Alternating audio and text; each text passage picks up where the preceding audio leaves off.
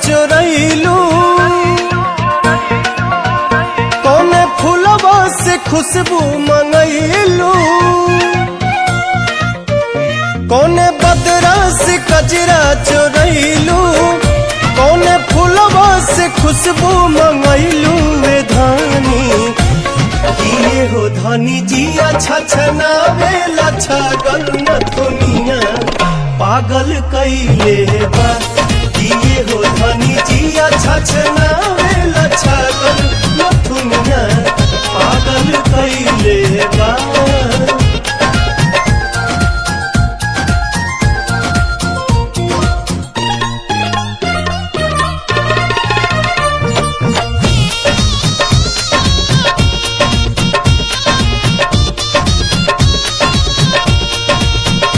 जब से दिल में बना ले बाड़ू तू घर, हर जगह अब तयावेलू तू ही नजर।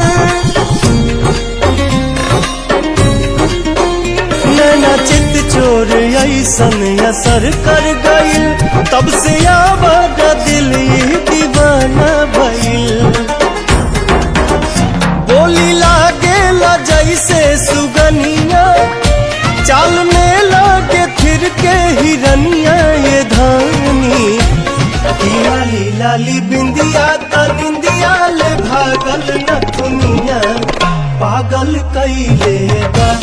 किए हो धानी जिया छछनावेला छागल न दुनिया पागल कैले बा।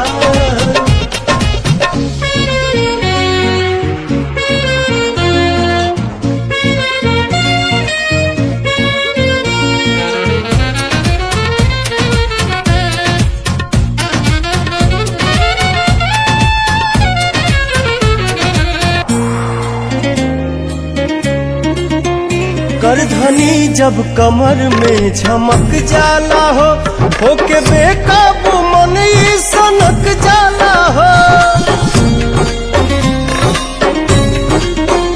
हर अदा हर कला से सहेजल हऊ, हमरा लारानी धरती पे भेजल हऊ। इमारत के भगवान गढ़ले, कोनो कमी कसर नहीं छोड़ले। ये धानी का जानी कितना मेटेरियल वाला गल न दुनिया पागल कैले बा।